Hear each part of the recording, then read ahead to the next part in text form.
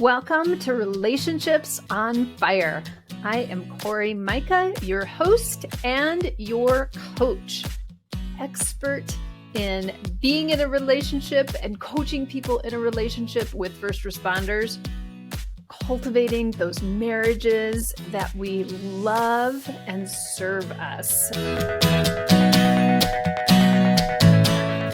Today's episode is just our starter episode to kind of dig in and find out why we're doing this, what are relationships about, and how this podcast is going to help you cultivate the relationship that you love.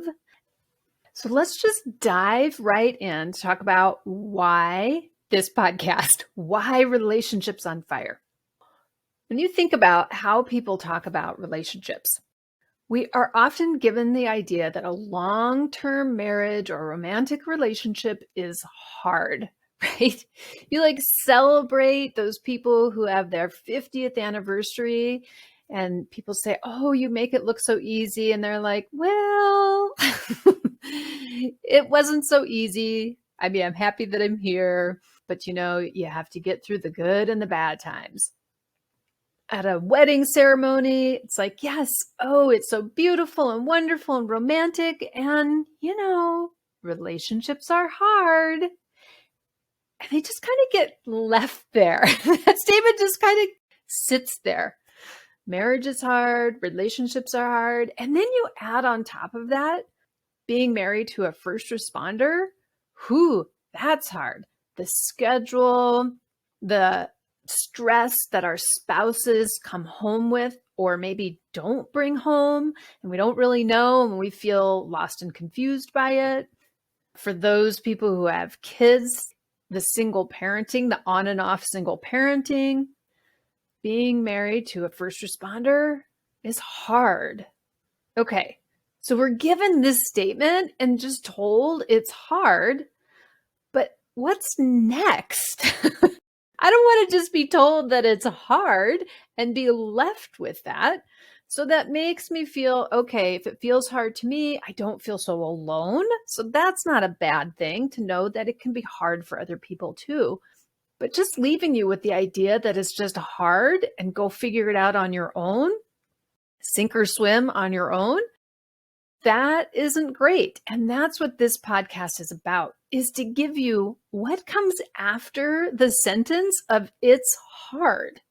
Okay, so now what? If it's hard, what do I do with it? Do I just live in hard? Do I just kind of languish in my relationship and watch it go from the romantic high point of maybe a wedding ceremony or a commitment or those first date times, and then just watch it kind of float and drift along and lose connection with my partner, maybe bounce back together sometimes and lose connection?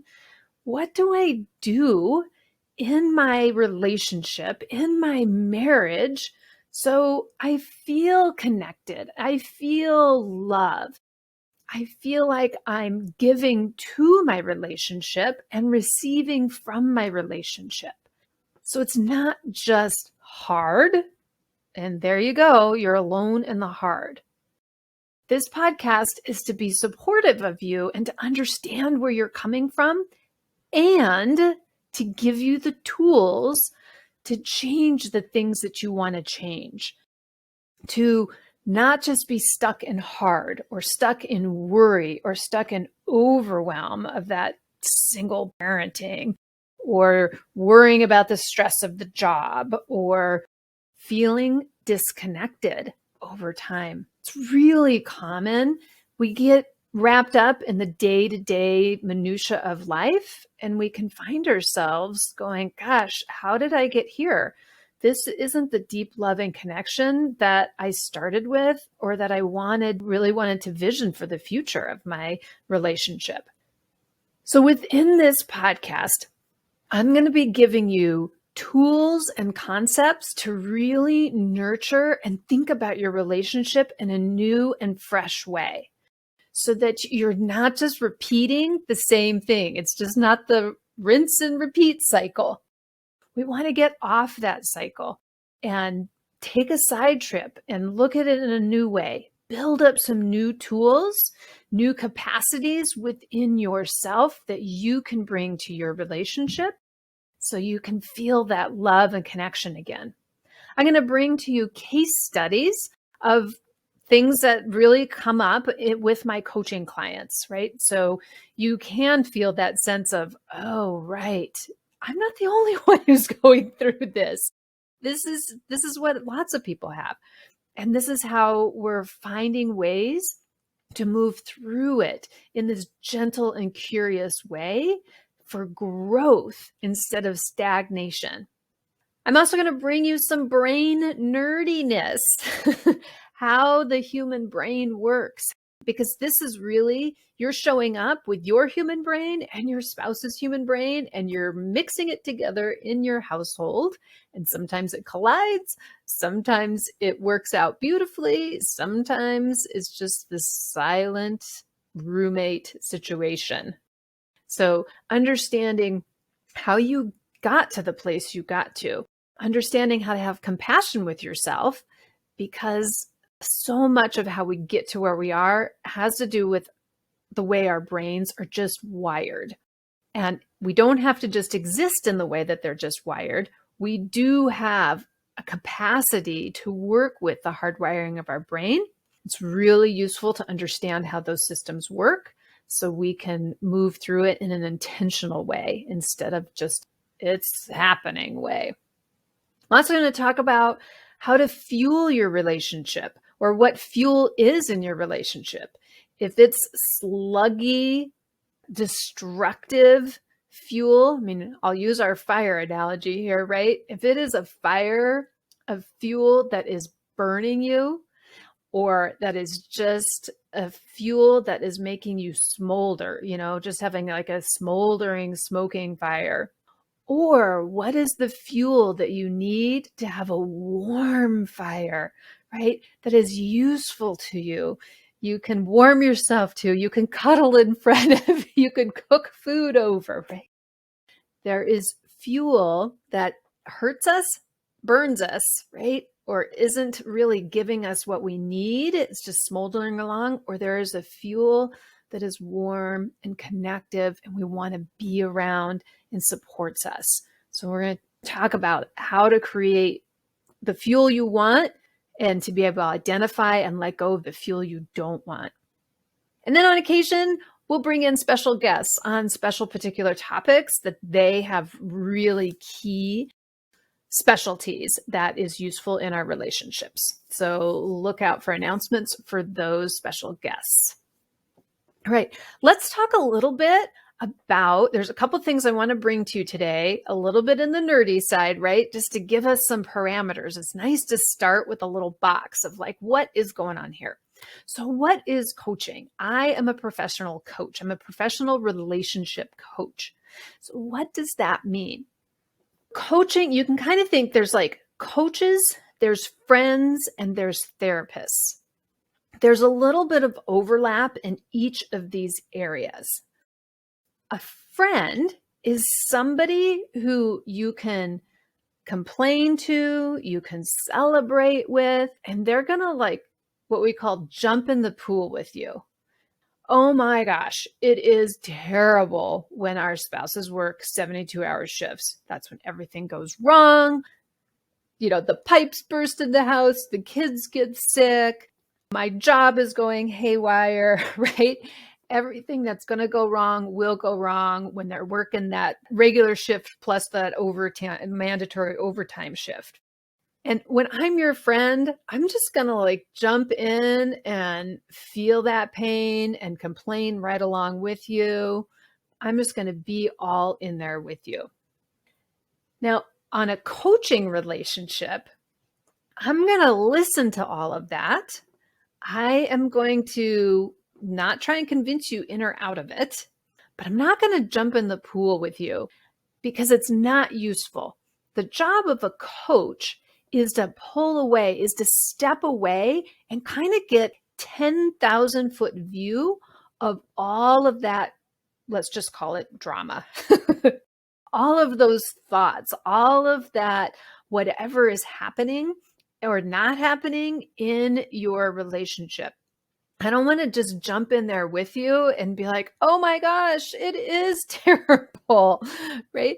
That's like going back to the beginning where people just say marriage is hard.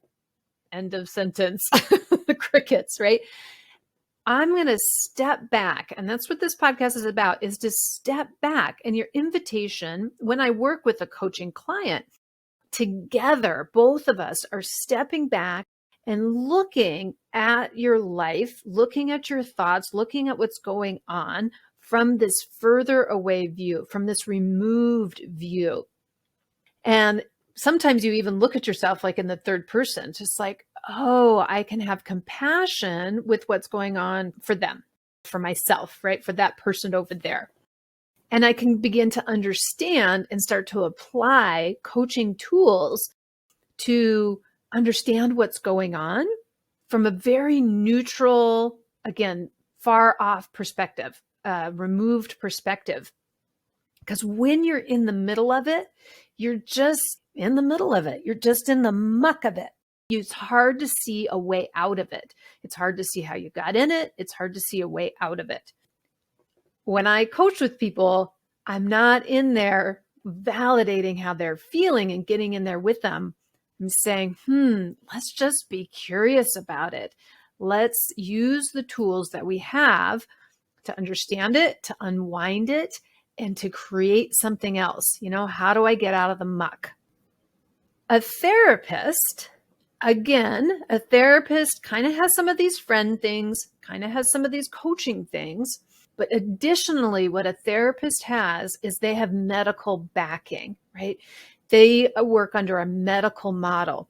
So when you are no longer, when a person's not functioning in their day-to-day life, when they need that extra structured support, somebody who's clinically depressed or going through diagnosed PTSD, right? There are times that we need that extra support, that we might need to work in combination with using drug therapies or very specific kind of therapeutic approaches that are supervised by a group of people, right? So when we're needing more support in there, this is what a therapist is. Now, a therapist also does do a lot of coaching. There are people who see a therapist and it's more like a coaching relationship, but they also have that added piece of they have a medical model in which they work under as well. So there can be some overlap there, but really making a distinction, right? There is a time that therapy is the right thing when you're not functioning in your day-to-day activities of life, when you have some diagnosis, that's the time for the therapy. All the tools that are taught in coaching can get applied into the therapeutic place, right? So there's some overlap in that piece. I am not a therapist. I don't do the medical model side, but work with them to give that extra support and help people resource and access that when that is what they need, because that's a super important piece of the puzzle. We need friends, we need coaches, we need therapists. Different times for different places. It's all the support, whatever support we need to create the amazing life, the amazing love and connection that we want to see. All right. So let's talk about the very first tool, coaching tool here.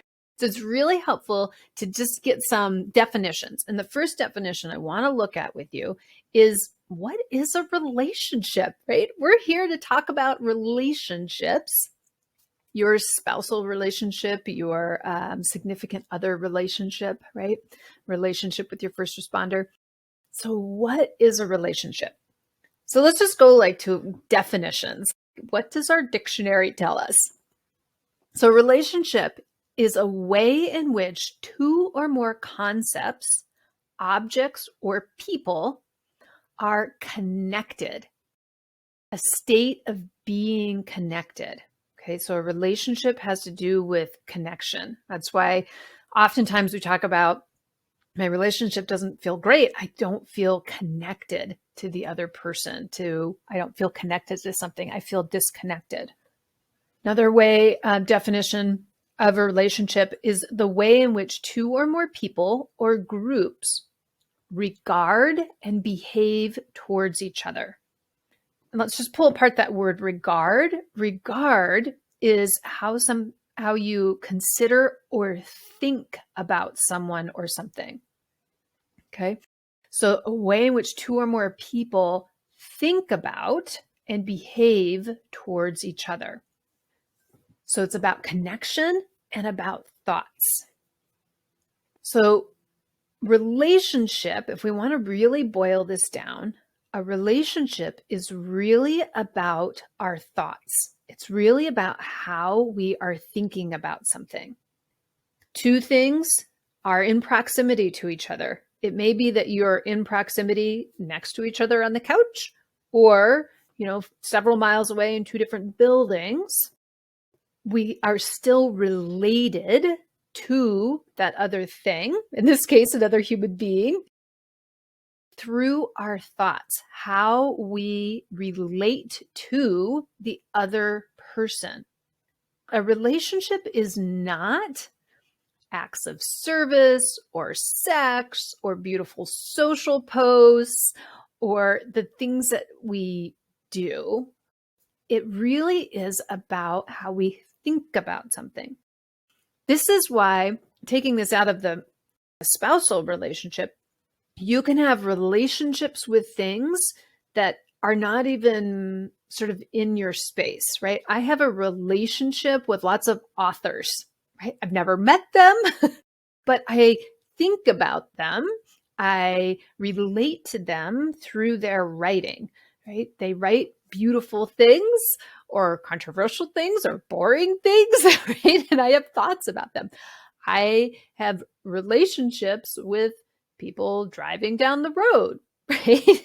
Sometimes it's a good relationship. Sometimes it's not a great relationship, right? Depending on how I'm thinking about them and thinking about myself and how we are relating to the road together, sharing that space together. The really good news, the reason why I want you to think about this and to kind of observe this, that relationships are really about how we think and what we're thinking. This is great because you are the one in charge of your thinking. So if your relationship is not the way you like it, we want to check out how we are thinking about our relationship. How are we relating to this other human being? We can't change the actions that anybody else does or how somebody shows up, but we can be curious about and have understanding of how we think about it. And is this serving us in the way that we want it to? Is it serving us to think about our relationship in this way? Let me give you a little example here from a relationship, right?